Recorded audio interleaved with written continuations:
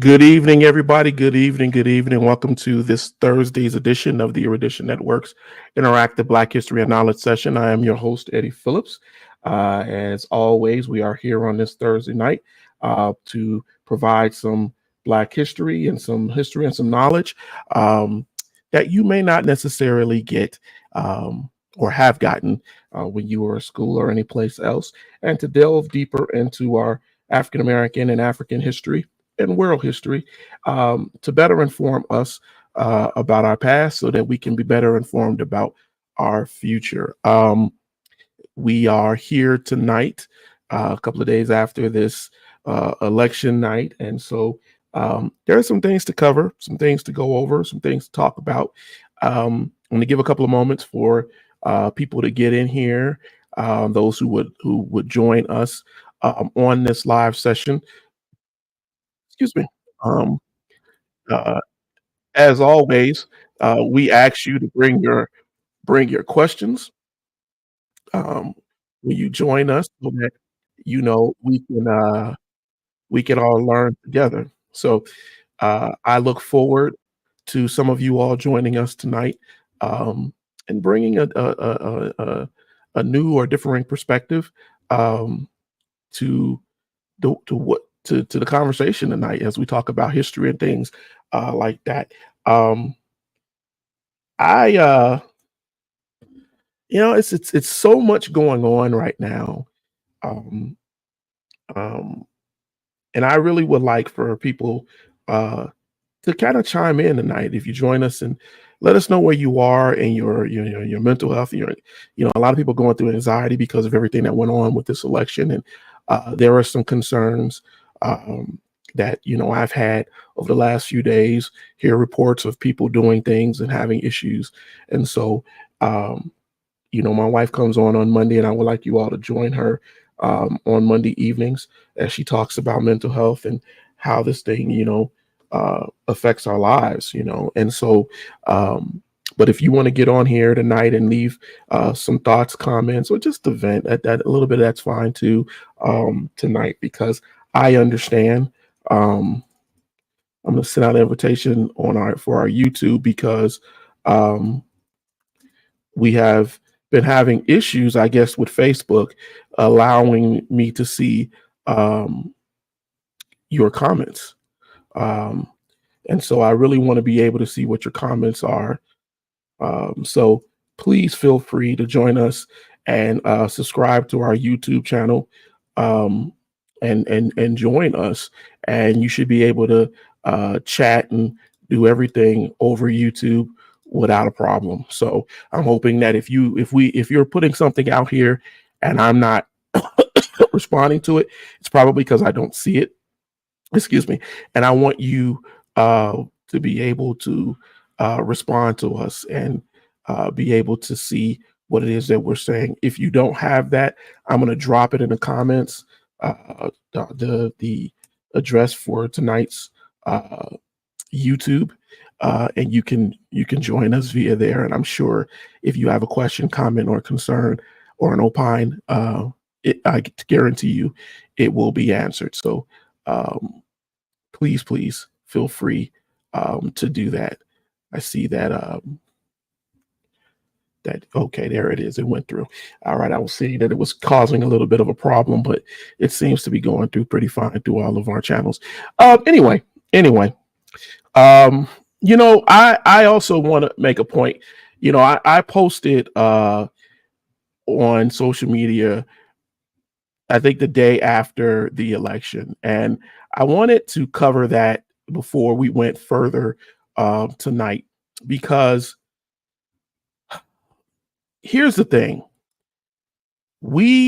Erudition has been on roughly about 4 years now, that we have endeavored in some form to come on, whether it be me and then later on my wife, and even with my kids. We have all come on to discuss with everyone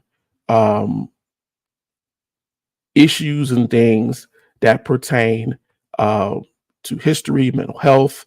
And so I wanted to touch on some of that tonight as we start.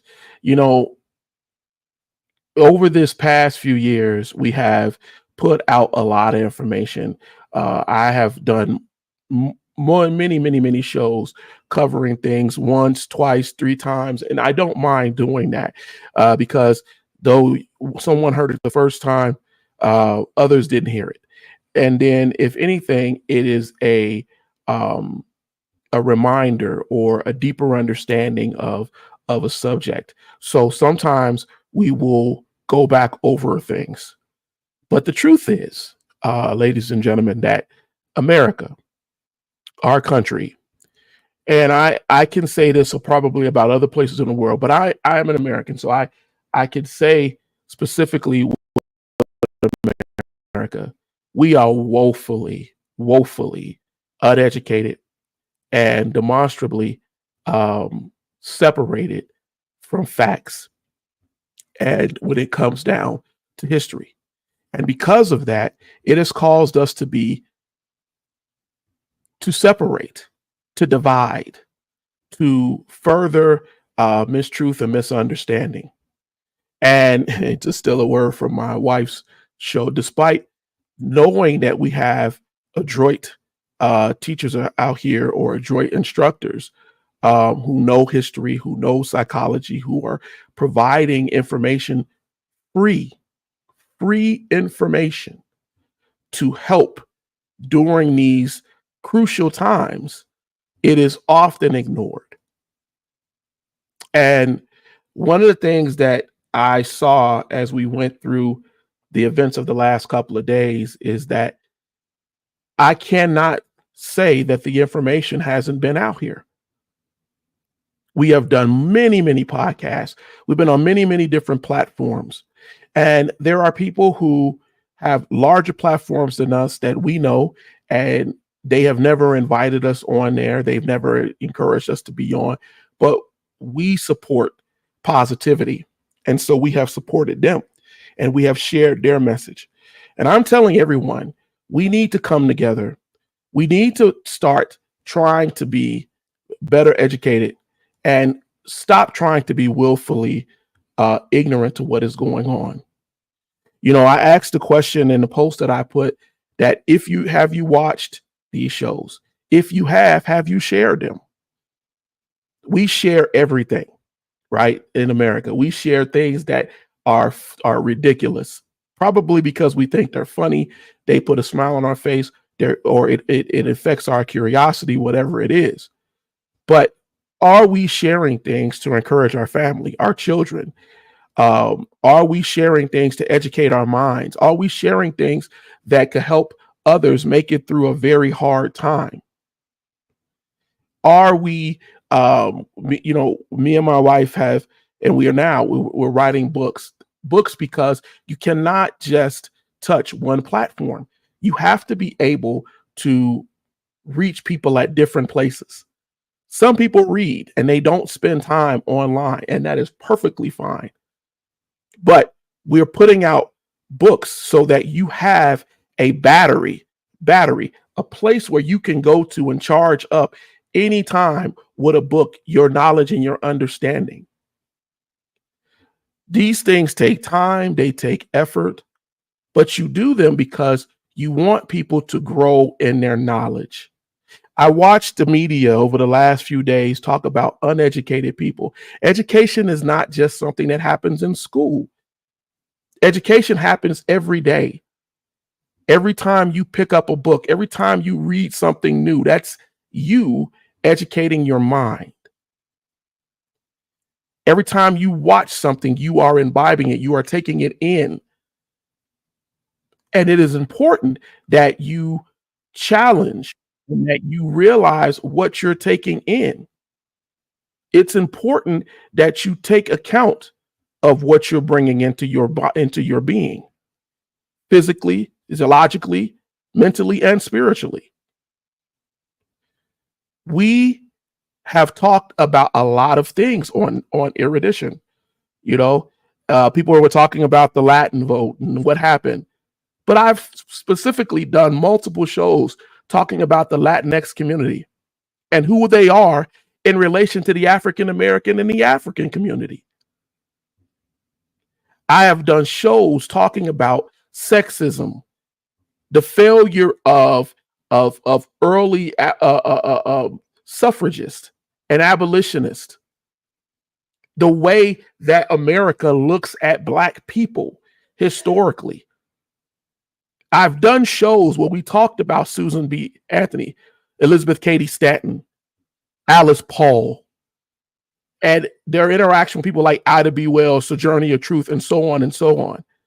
We've talked about these things. There's no surprise if you follow these shows. But year after year, as we've poured our time and our effort in informing and cultivating people's mental understanding, if we're not sharing the knowledge that we have, if we're sitting on it in our social media where you can click a button and forget, then there is a problem. That is what this was supposed to be about. Now, none of this, as I posted earlier this week, is to slam anyone. There are people who really want to learn. But the facts are, we can and we should all do better. We can no longer just survive off of where our ancestors were, who they were, and what they provided. We can no longer just live off of the remnants of what they brought to the table. Last week, before the election, I spoke to you all about the Kiswahili idea of the Sasha and the Zamani. And how the Sasha, we still live in that Sasha time as the African believe, where we can reach out and touch the people and talk to the people who lived with ancestors who made a difference. The Dr. Kings, the Malcolm X's, the Whitney Youngs, the Fred Shuttlesworths, the John Lewises, and so forth and so forth and so forth.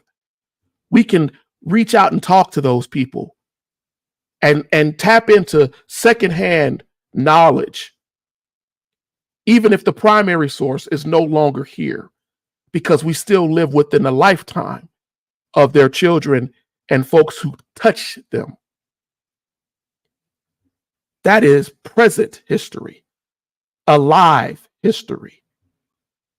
But we don't do that. And we allow things to pass into the Zumani, which is the distant past, which is the time outside of those who can touch, feel, and get some real physical connection. The Zumani is eternal and it is long. But before something passes into that, we should be trying very hard to understand who and what we are.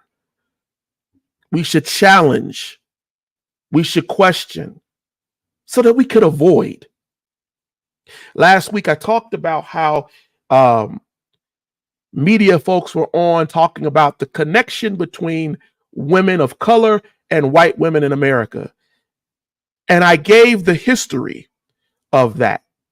Not saying that all white women hate black women or vice versa, but I gave the history of how it has worked historically in this country and why white women, a large group of them, still see African American or black women as a problem, as a threat to their own femininity and community. That is not being racist, that is historical. These women who we laud as suffragists turned on black women when African American men or former slaves or freemen were given the vote. They turned on them. We forget that the only reason that the voting for African Americans were given, we forget that the only reason that happened was because Ulysses S. Grant sent federal troops to the South to put them under martial law and ensure the ratification of the amendments to protect black rights. And that this left a bad feeling amongst many people who, after the end of it, toward the compromise of Rutherford B. Hayes, decided that they no longer wanted to participate in the equality of black people. The same black people who in the Carolinas helped rebuild their cities and towns after the Civil War. The same people who were nurturing them and helping them to rebuild their farms and their plantations and helping to rebuild the South. They turned their back on them. And so when we look at what has happened over the last few days, we should not be so surprised, so just amazed at what we have seen with the numbers and what we have seen with the country. Because the truth is, ladies and gentlemen, history repeats itself. That is just the truth. We have been told that since time immemorial.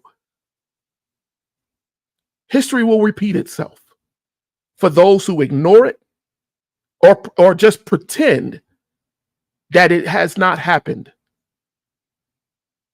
And this is a problem with us as a nation, as a world.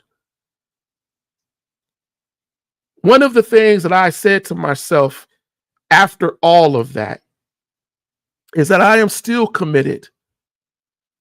I got up that next morning just as committed as I was 4 years ago to teach history, to teach who we are, to provide that information to the masses. There are times where I get tired. There are times where I feel like it's pointless. But then there are times that God reminds me, as he did the other day, why we started the Erudition Network, why we've written books, why I take the time and my wife takes the time. It's so important. It's so important to make sure people who have an ear to hear have some place to listen without sophistry, without derision, without outright lies and hyperbole on history of things that didn't happen that sends people down the wrong path. Everything we've talked about on Erudition for the last 4 years has been factual, truthful, provided to you so that you may learn.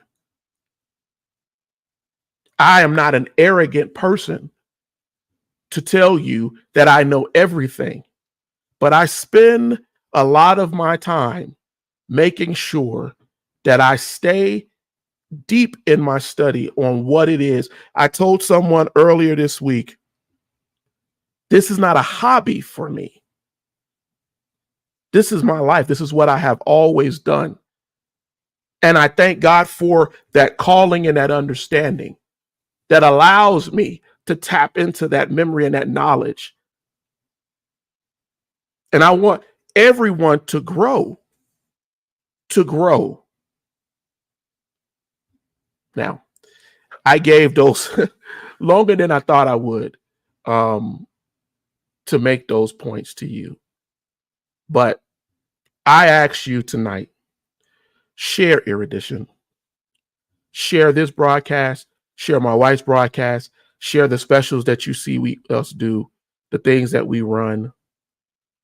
It is done for a purpose. It is done out of love. We do that because we really do believe in education. And we are in a season of education. We have to grow our understanding. We have to grow our understanding.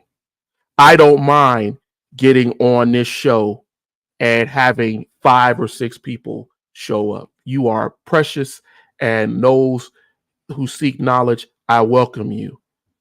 But I know that for the efforts that we put, that we should have more people, more people seeking and sharing the information that we provide. Because you are seeing the cost of ignorance.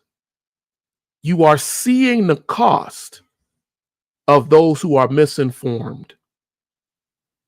And when you ignore that, when Black people, I speak specifically to you all, black people, African Americans out there, tell you that their history has no value, tell you that it doesn't matter who sits in these upper echelons of power and leadership.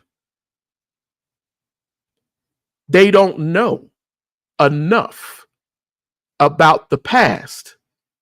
And I'm not even talking the distant past, to realize how important that these positions are and how they have affected Black life.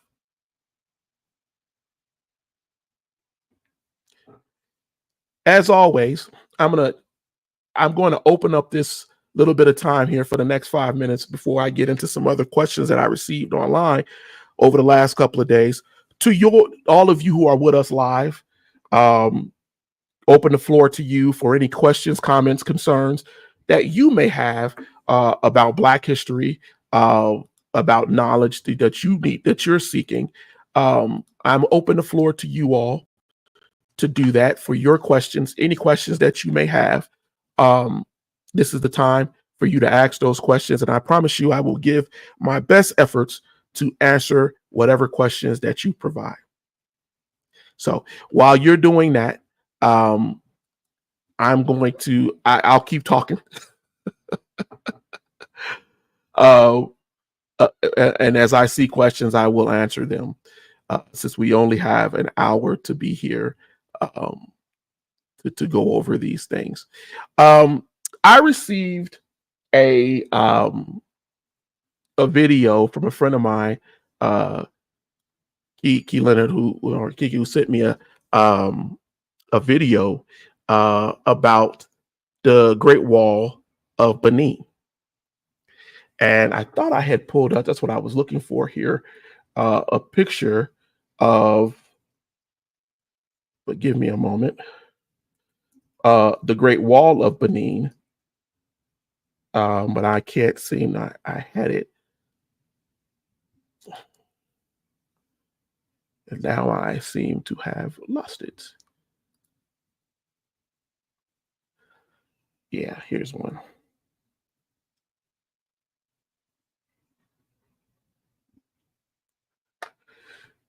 But the video that he sent was a white guy. I think he was doing a podcast, and he was asking. He was surprised about the Great Wall of Benin. Hello, Tina. Good to see you. Hi, Kendra. Good to see you. Good. I'm glad that you joined us.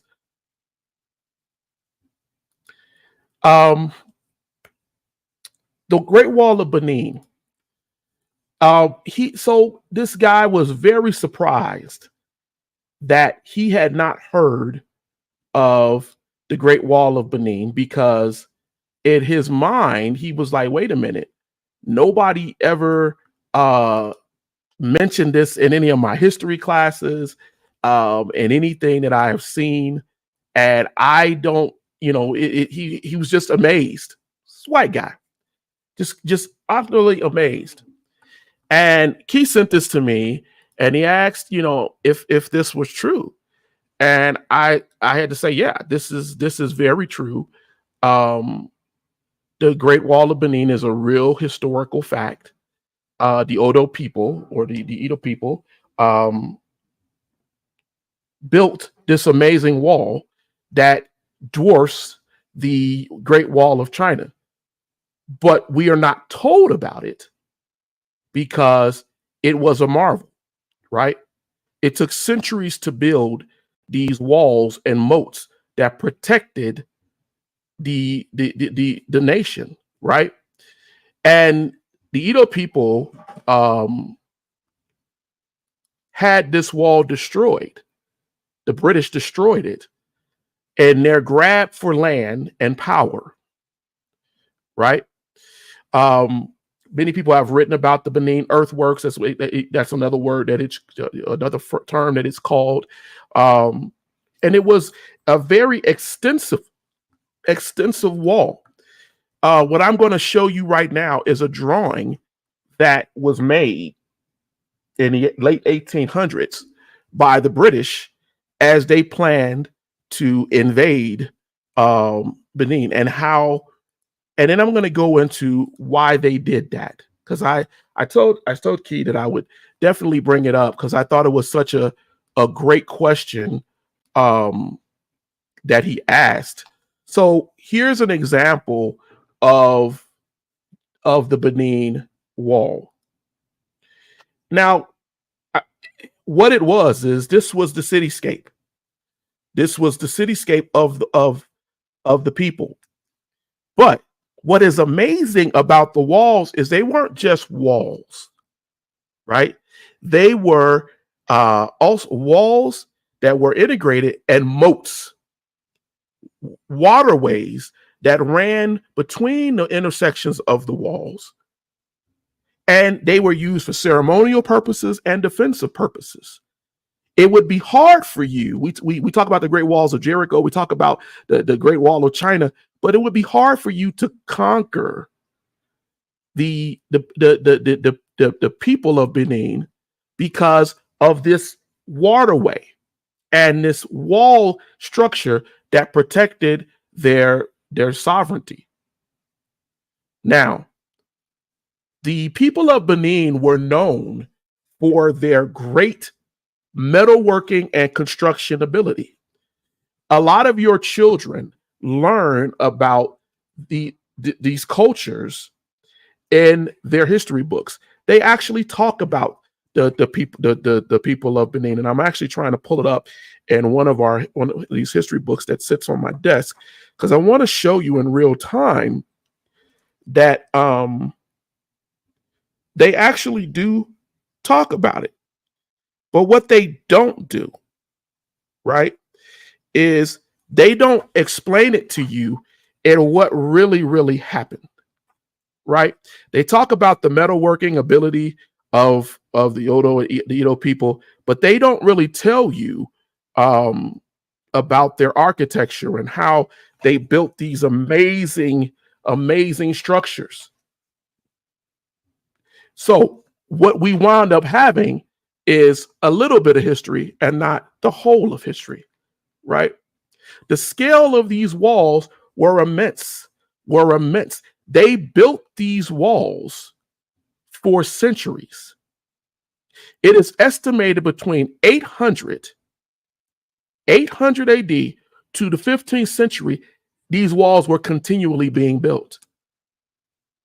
And by the time of some of its destruction, because all of it wasn't destroyed, it reached about 10,000 miles or 16,000 kilometers.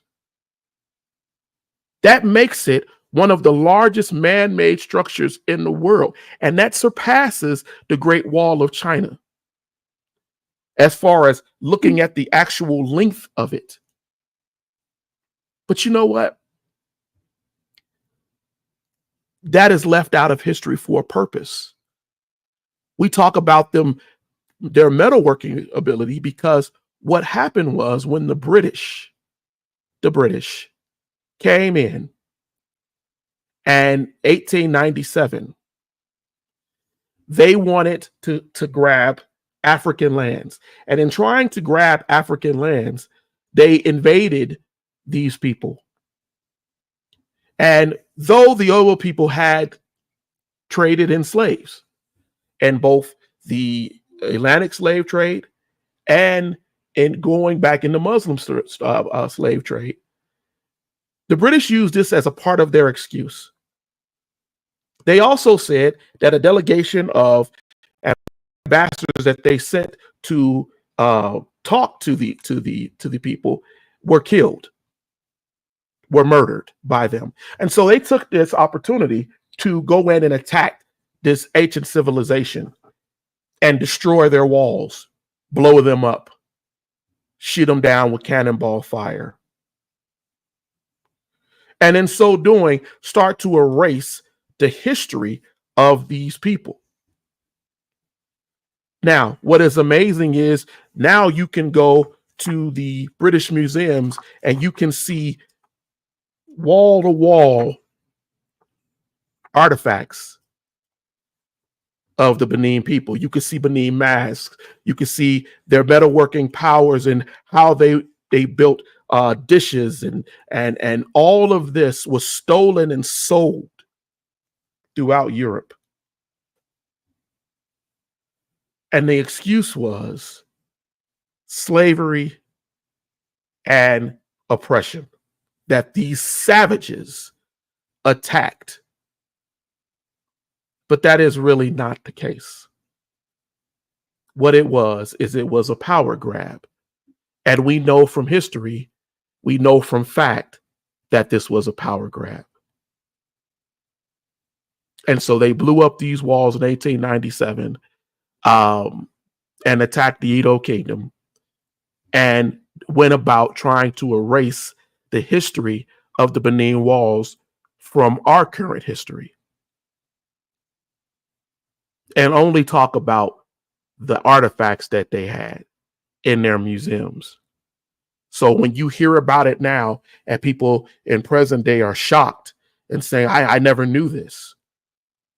But we know that Africans came out of Africa and went into Europe during the Middle Ages.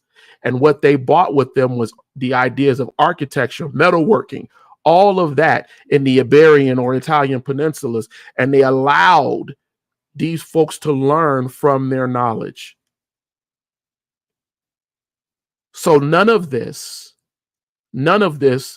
is a secret to historians, but it's a secret to the general public, because we don't want people to know.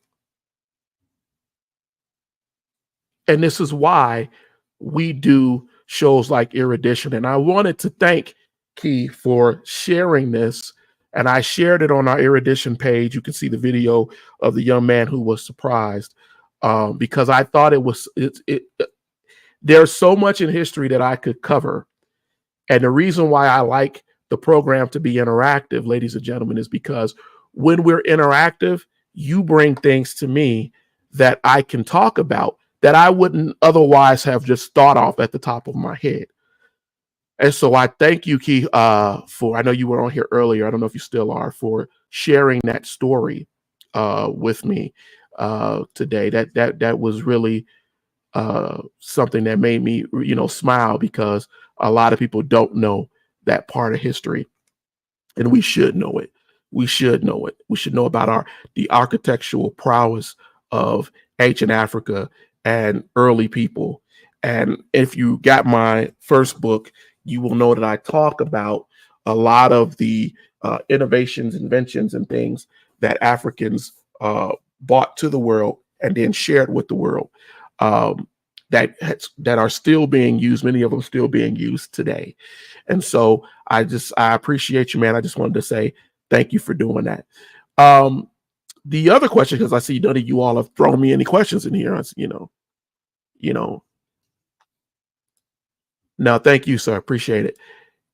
None of you guys have asked me any other questions, so I'm going to go and tap into another thing that was brought up today that I had to talk about. So there was a video out a couple of days ago. Someone sent me talking about how blacks aren't really black, and so forth, so forth. It was another one of these. I don't know if you would want to send it to me, but another one of these videos. And I saw it and I posted it, and my idea was like, what is he talking about? Because I thought he was going one way, and then he just kind of went and went a completely different path. But I want to say this. I have spoken a lot over the years about the Essential de Negro, which was a contract between the Spanish crown and other nations for the trade of African slaves to the colonies. The Spanish contracted out the idea of trading slaves, right? They had already had a contract called the Treaty of Alcazobas. Yes, I was trying to get that out. That divided or separated parts of the Atlantic Ocean with other nations. But after Columbus, they needed to separate during the Age of Discovery the idea of what was going to be shared with the Portuguese, because the Portuguese had been trading with the Muslim world, and they knew that there were Africans who had gone over to the Americas, right? And they also knew that there had been till of gold that had been shared over into the Americas or taken from the Americas. And so their idea was that they were going to make a deal. So when we start talking about who's black and what's not black and whatever, I understand that could be consequential to some, but it is also something that we need to understand, that the Essential de Negros was actually one of the first contracts that distinguished blacks as something that could be owned and sold by nations, because it was determined that the black or the African could last in the New World longer than the indigenous people. And so the enslavement over in the Americas, though it started with the indigenous people in the Americas, right? It was halted for a while. If you all remember me talking about Bartolome de las Casas, who was a priest who exposed the mistreatment of Columbus on the indigenous people. And de las Casas said that it would be better that they would leave the indigenous people alone, because he had befriended and he had raised and came down there as a priest and been inspired or made a connection with the indigenous people. But he saw the Negro as something other, because that is what was going on in Italy and in Spain, right? With the removal of blacks who had came over, the Moors, during the Middle Ages, and the rebellion to get rid of the Moors and their influence on the Iberian coast. So it was understanding that de las Casas's racism bent over to the idea that, yeah, let's enslave the black because they deserve it. We're against them anyway. And so they took blacks over. But then de las Casas later on realized that the mistreatment was just as evil, rather it was black or rather it was indigenous. And the other issue is, history shows us, is that when blacks were bought over, they actually spurred a liberating spirit within the indigenous, because let's remember, before Columbus, right, or even when Columbus arrived, the indigenous people told Columbus right? That blacks had came and shared with them. So they didn't see blacks as inferior. They saw them as people who treated them well and had a history of treating them well, and they honored them.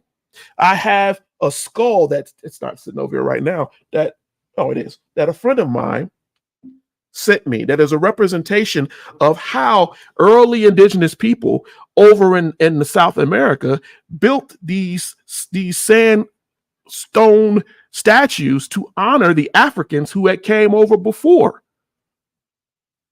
Whites came over and later called it, this was the Olmecs.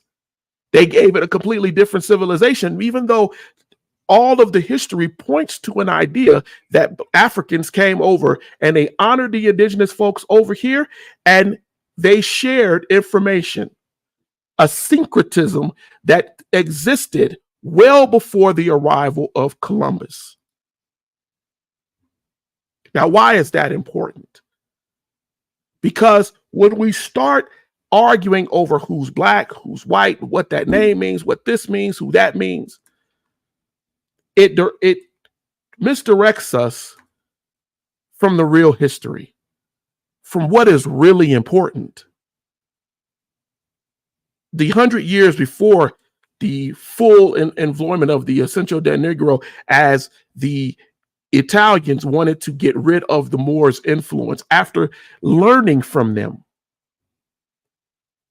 construction, philosophy, science, medicine, at a time when Europeans were dying. They were dying. When the European made his way over to the Americas, and as he continued to make his way over to the Americas, we saw that the indigenous people were infected. They were dying from disease because these people brought disease over. We don't see that in history earlier than that.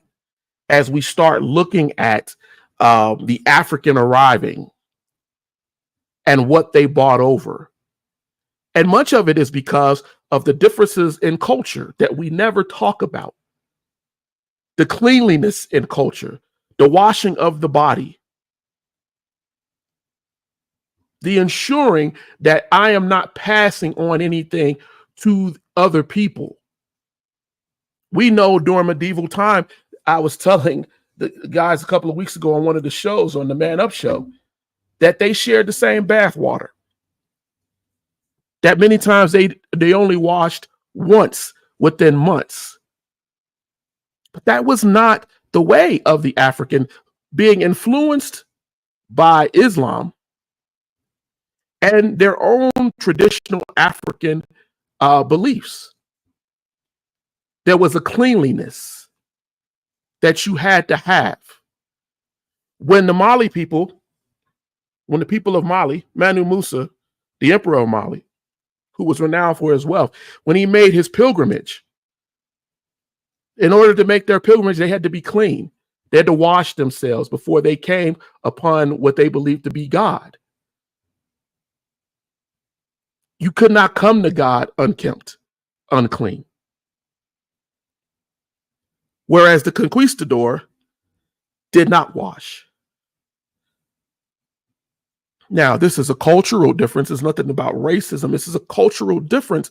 And how we see later on these cultures interacting with Native Americans and wiping out whole communities before any pistol, knife, sword, or whatever was even pulled out. We know for a fact that Columbus wiped out the Taino people. He wiped them out in both disease and mistreatment, such to a point that De las Casas had to report him to the king and queen of Spain. And this caused Columbus to be recalled.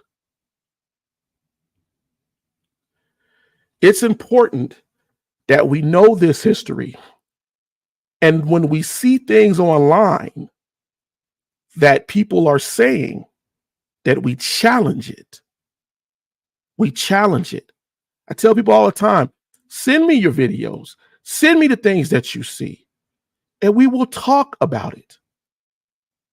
We will talk about it because I want you to learn. I want you to be able to learn. As always, you know I'm going to give you something to read because I don't want you to just take my opinion, right, of what was going on. And so I'm going to send you a link of where you can go if you choose to. You don't have to go read up on about Delicasis and the issues that were going on during this time, because I do believe that we have to learn this history. And so I'm going to send you all some things to look at. I'm actually trying to pull up one of them right now because I just believe that for those of you who want to learn, who want to grow your knowledge, hey, we're here for you. We're here for you. So let me pull this up.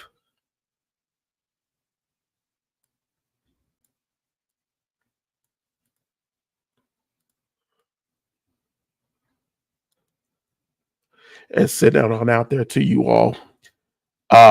Because I just think you should know it. There you go. Conquistadors. Yeah. You know, it's so funny.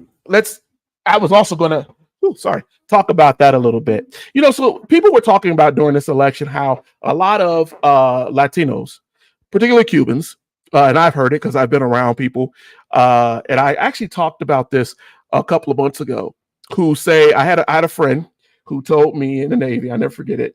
I was like, well, you know, there was so much evil being done to the indigenous people. And he bragged to me. He's Latino. He bragged to me, look, man, my ancestors were conquistadors. Not indigenous, conquistadors.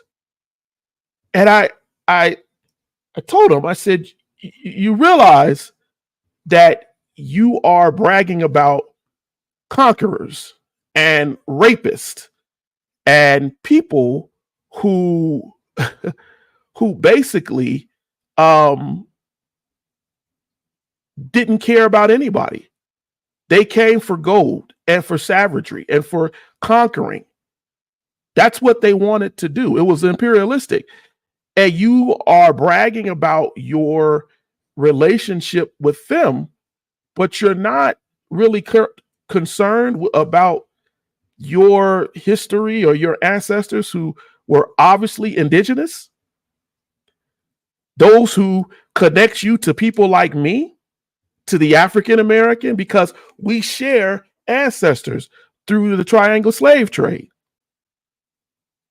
And so when we don't teach that history, the Latinx history that we should teach, then we see the migrants and the people who come over here as something other, which is what the European did after the arrival of Columbus, something other.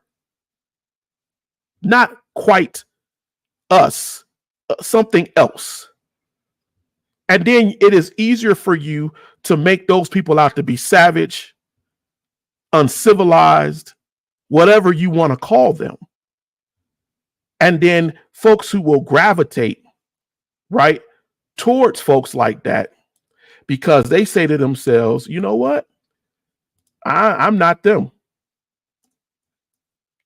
I'm not them. And so I saw some of that too in the election results. And I said to myself, but we've been saying for a long time, when you go fill out job applications and they say, are you Spanish white? Are you Spanish black? Are you Latin black? Latin white? What does that mean? Nothing.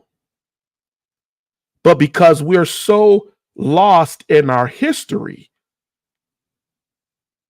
we lose ourselves into this trap of crabs in a barrel attacking each other. The conquistadors came over here and they had an assignment to take whatever they could take for the crown, to steal, murder, and kill. They came over with a statement. And I think I've read that statement before to you all. They came over with a statement that they would use before they went in and savagely killed the indigenous people. The indigenous people. I'm looking to see if I have his book on my desk. The historian. I don't have his book on my desk. And I apologize for that. I may be able to pull it up. That's the good thing about having I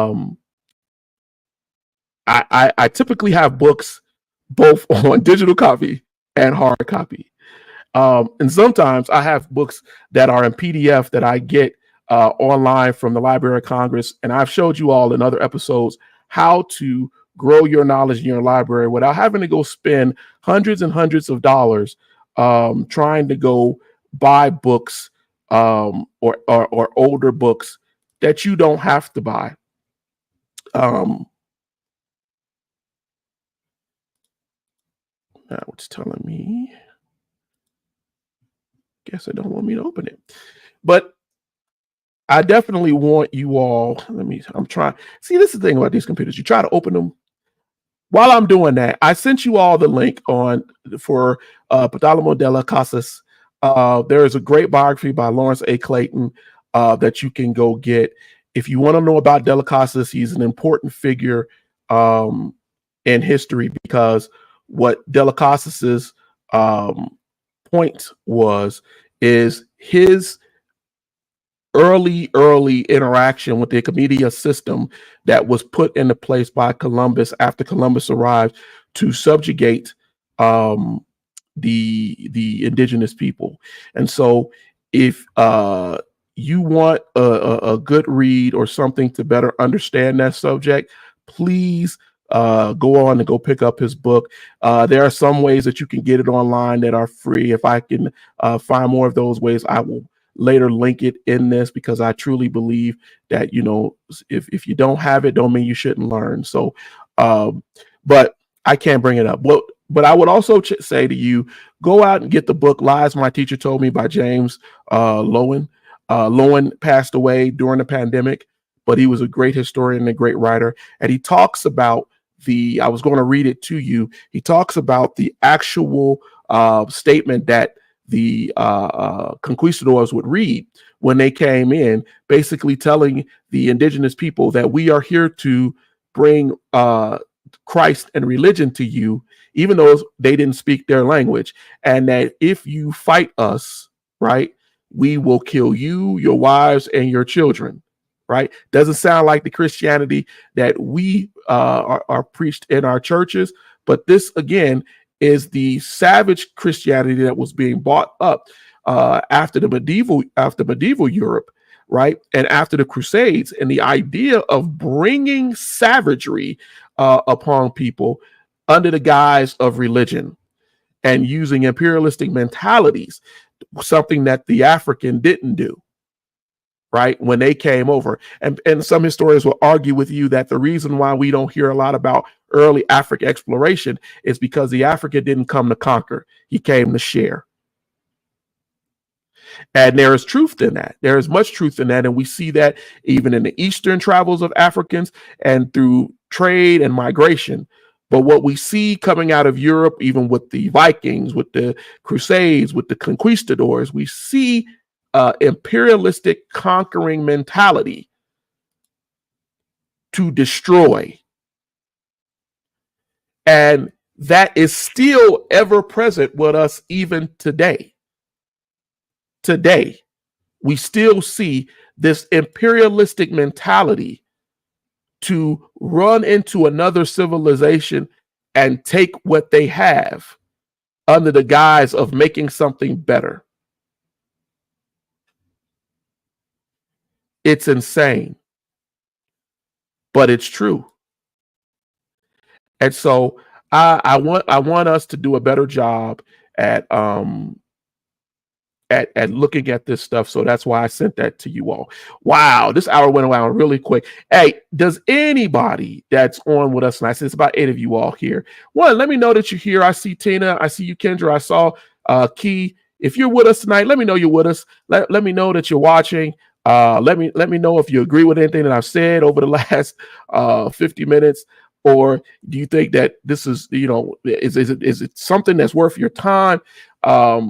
Let us know how you feel. Just let me know you're there, so I'm not just talking to a screen. Because sometimes that's the way that it feels. It feels like you're just talking to a screen. But I want to make sure that you are getting something from these programs that I do, because I try my best to be honest with you and to be sharing with you as much history as I possibly can. We may go 10 minutes over this hour because we had a little bit of an issue when I was getting on earlier, but so you do have some time if you choose to ask a question or throw a thought out there. I promise you I will address it, and we will definitely go over it before I get off of here tonight. So it's completely up to you. This is an interactive program, and we do this interaction so that you can learn and you can grow your knowledge. So please feel free. I was still trying to open up James Lowen's book here because I was getting an error,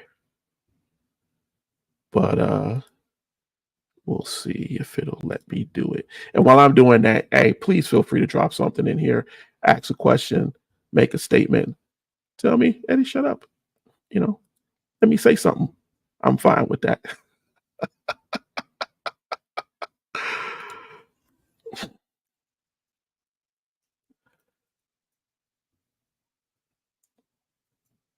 Give me a moment.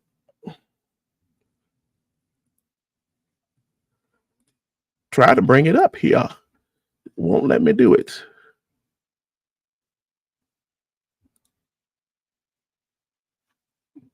I know, Pastor Sergeant. I hate silence on the air, but it's hard when you try to bring something up and the computer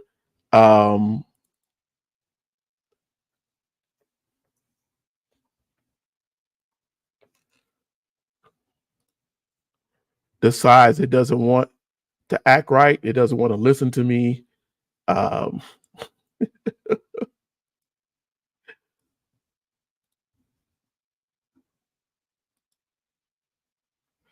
Where can I buy the paperback book? I saw it on Amazon. Which book, Key? Are you talking about the one that I just shared?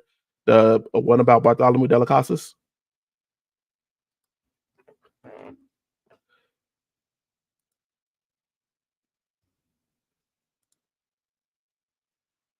Because I could look that up for you, and then I can send that to you later.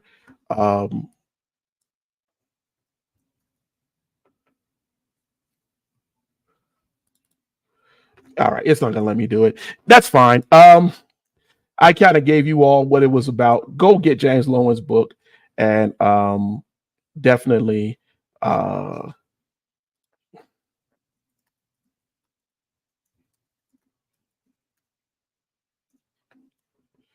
you should be able to be fine. I'm putting that in there right now.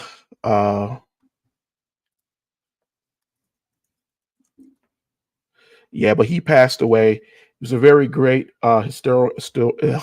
historian, and definitely someone worth reading his works. He did a really great job. All right. That's the book, Lies My Teacher Told Me. And you can do that. I have my own book. I'm going to take this last couple of moments to tell you all I got my own book that I'm working on, that we're getting ready to get out here. I'm going to take the opportunity every show to talk about it until it's released. Uh, this book, I kind of pushed back a little bit on my second book in my series of more adult history books because I wanted to do a book that, or I felt compelled by God to do a book that speaks specifically to young people. And so that book will be coming out. I'm trying to get it out before the holidays uh, because I do believe that is an important book and something that I think we need, especially as I look at the events of the last few days. I see more of a need for it. And so I want you all to be ready when it comes out so that you can go out. And let me tell you something. I don't put anything out that is going to be overly expensive. There, my wife and many are like, but I do that because I want you to buy it. I want you to not break your bank, but I know that it's going to always be worth more than what I'm asking you for. This new book, Who Am I? Questions for Myself and My Teachers. I am going my best to try to keep this book under $20. That is my commitment. I'm trying to keep it under $20. Why? Because it's for kids and I want you to get it. I want you to get it because we got to start teaching our young people about themselves. We got to encourage them to know where they come from and that what they come from is so much bigger than 1619, than the civil rights period even, and beyond just being a people here in America, that their ancestors were people that in the ancient times who set the start of the world. And it's an important thing to know. And so we're getting ready to get that done. I see what you're saying, Pastor Sarton.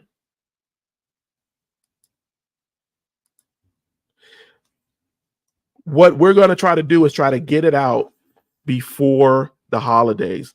I am currently going through trying to do the digital side and the hard copy side, get everything out so it can come out relatively around the same time. It will not be, this book for kids will not be a very big book.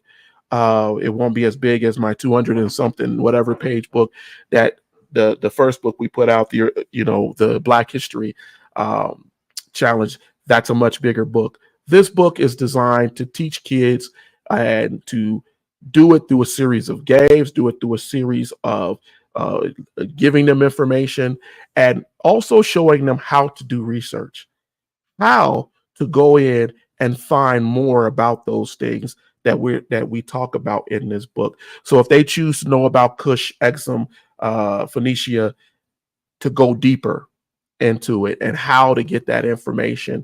So it is a book that is definitely for learning and for teaching, and it's part one of many. So I'm going to try to keep it within a children's book format and kind of try to keep it somewhat short so that they have enough information that they can challenge us and ask us questions and ask their teachers questions and then have the knowledge and the citation and the proof and the facts to back up whatever they ask. That is the importance of this book and why I am spending time to try to get that done, because most times when people bring up things, I know as a child, I wrote in my first book in my foreword, when children ask people questions about history or they share something with them, they say, well, that's not necessarily the truth. Yeah, it is, because let me show you how I know that it's factual. And then we can grow in our knowledge together, right? So that we can all grow. And then it makes people also, well, let me read this book that you talking about here, so I can grow my knowledge and we both can better understand who we are. This has been a good program, everybody. I appreciate it. I know there's been so many things going on over the last couple of days. But I want you to know this. Times may be difficult, but we can always make it through. God has us. God is always in control.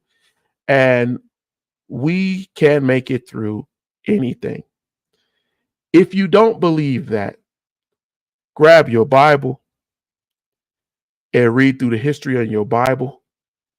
Grab your history books, read through our history, and understand that the children and the progeny of Africa have always survived. They have always survived in every part of the world. When Toba eruption happened and Africans were stranded on the other side of what we now call the East into the Australia, and they were stranded there, they survived under a cloud of dust and contamination to a way that it actually changed DNA markers in those people who had migrated there and couldn't get back. We have always survived.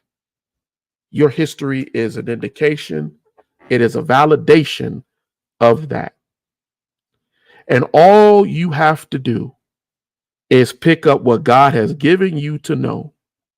And if you don't know, come join us on Erudition on Thursdays.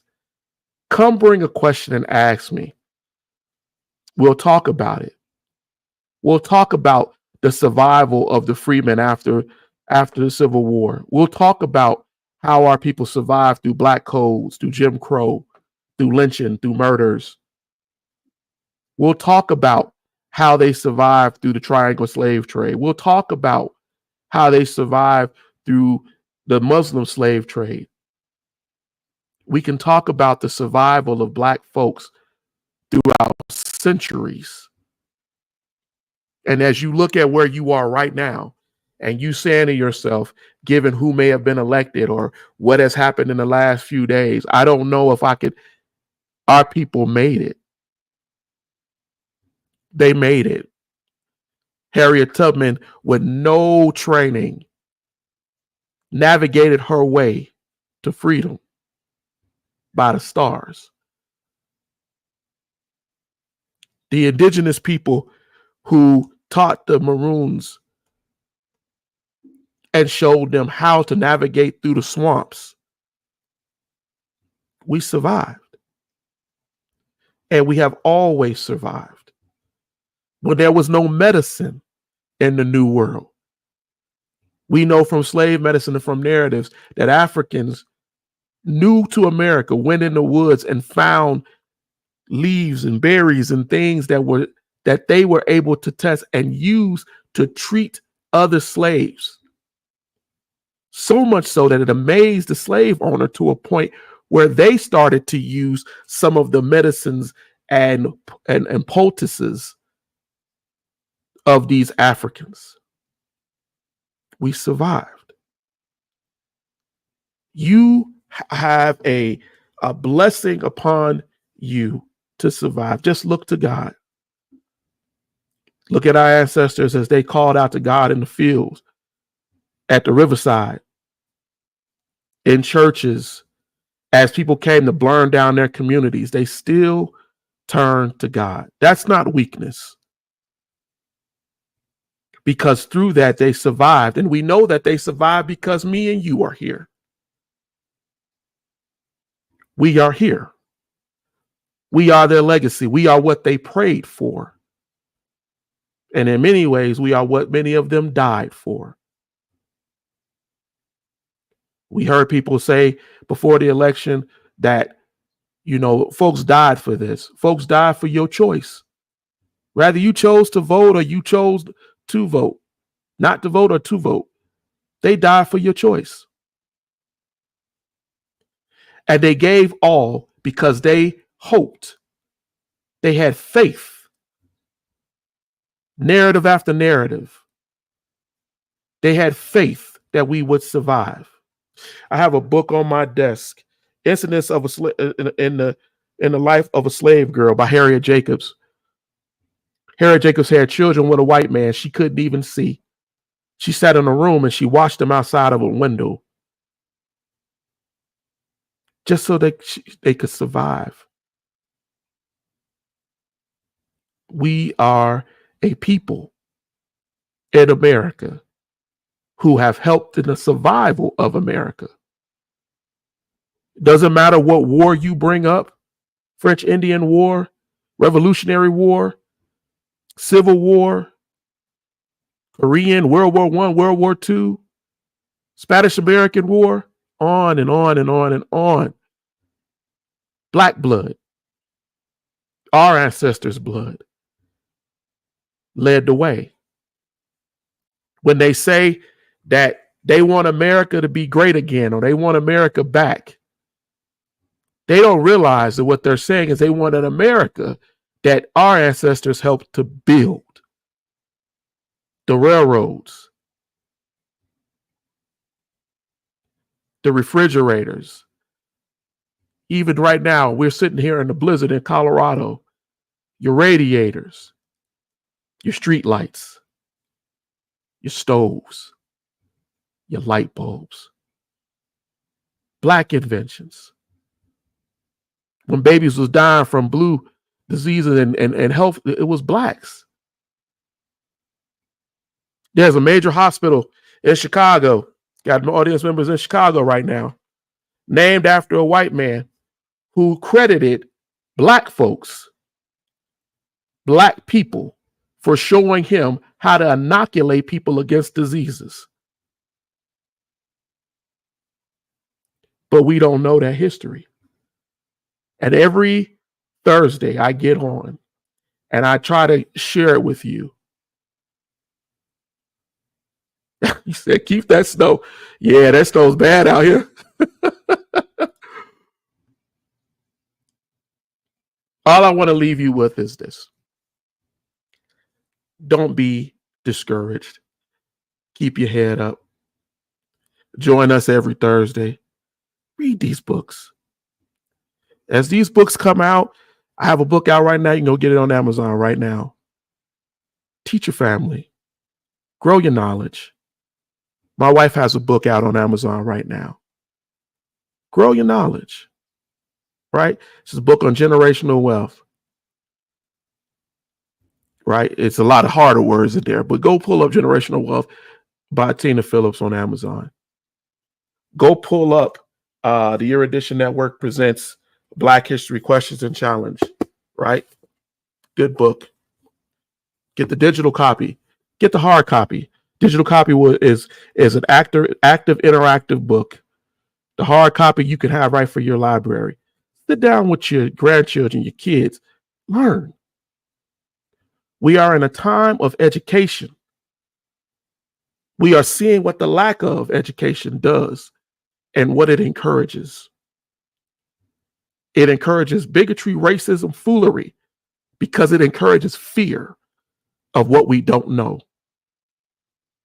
People fear what they don't understand. But if you give them an understanding, they start to see their connection to it. They stop fearing. And then many of them get the courage to venture further to get a better understanding. I'm going to get off my soapbox, but I want you all to understand we are in an era of learning. I am dedicated towards it. There are many out here who are. I am inviting people. I put out an invite to many people today saying that you have an open invitation to come on Erudition to speak and talk with me, and we can talk about anything. I'm going to make sure that I do one episode a month on the Black church and the history of the Black church, because I think that that is needed also. We're going to venture into making sure our knowledge is being shared of who we are, what we are, so that we can be a more knowledgeable people, not necessarily go from college and school, because if you know anything about our people, you know that there has always been a fugitive teaching or as Carter G. Woodson said, a fugitive pedagogy of how we teach each other. That is how we learned back then. And it seems like that's what we're moving to right now. It started in these churches. Go get Carter G. Woodson's The Miseducation of the Negro. That's another book. Go pick it up. Go read it. Written about 100 years ago, but it will give you something that will teach you about where we are today. You will always get somewhere at some books that you could read here on Erudition, because I am not going to tell you to just come to me. I'm always going to give you something to grow your knowledge. Pick up these books. Pick up these books and grow your knowledge. All right, ladies and gentlemen, get off of here. I went on 15 minutes longer than we would, because I wanted to give you guys that extra time. I thank you all for joining us. I ask that you please share. My son's going to get mad, so I'm going to put this banner on, because for the last couple of weeks, I have not put this banner on. As always, and I put on Tina's banner, not my banner. Please forgive me. The Erudition Network Interactive is something that I do every Thursday. It's free. But if you want to help out with the Erudition Network in any kind of way, please feel free to donate. We have a Cash App. It's at the Erudition Network, $ the Erudition Network, and you can send us whatever you send is going to be used for our cameras and everything, and the things that we use for our equipment. I have new lights that I pay for to try to keep our stuff looking clear, and programs and things that we use to better teach and inform. So feel free to do that. But let me get out of here. Thank you all again. Hey, be safe out there. Keep your head up. If you need someone to talk to, hey, we're always here for you. Send us a message on the Erudition Network through our Facebook page or our YouTube page.